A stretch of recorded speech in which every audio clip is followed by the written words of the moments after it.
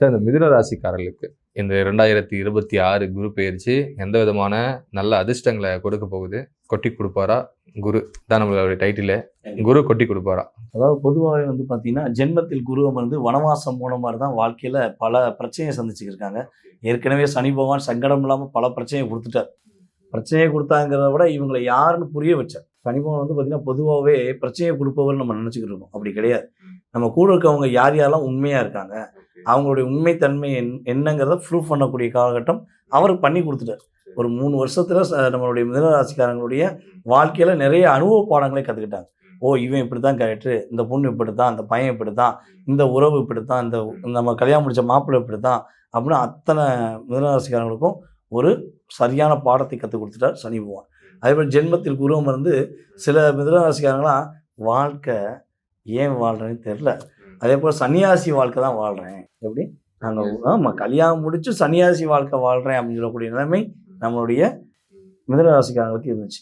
அதே போல் இவங்களுடைய கற்பனை, இவங்களுடைய கதை, இவங்களுடைய காதல் அதெல்லாம் பார்த்திங்கன்னா எல்லை அடங்காது. அவ்வளோ தூரம் இவங்களுடைய கற்பனைகளோ கவிதைகளோ எல்லாம் சூப்பராக இருக்கும். ஆனால் இதை இவங்க பயன்படுத்த மாட்டாங்க.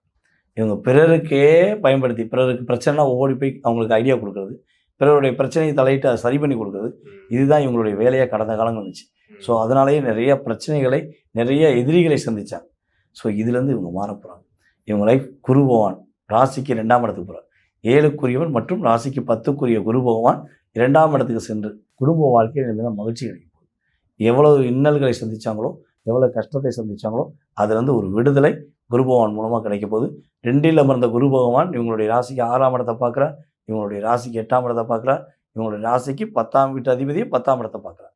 ஸோ ஆட்டோமேட்டிக்காக என்னென்ன விஷயங்கள் இவங்களுக்கு பெரிய மாற்றம்னா, நம்ம மிதுனராசி என்பவர்களுக்கு வேலை இழந்தவர்களுக்கு வேலை வாய்ப்பு உறுதியாக கிடைக்குங்கிறது உறுதி.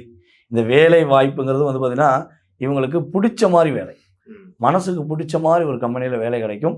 இந்த ஏற்கனவே ஒரு கம்பெனியில் இருக்காங்க, அந்த கம்பெனியில் ஊஞ்சல் அடிக்கிறதுக்கு வேலை நிற்குமா போயிடுமான்னு கூட தெரியல அப்படிங்கிற குழப்பத்தில் இருக்குன்னா அது இப்போ நிரந்தரமாக நிற்கும். அதுவும் பதவி உயர்வோடு நிற்கக்கூடிய ஒரு யோகம்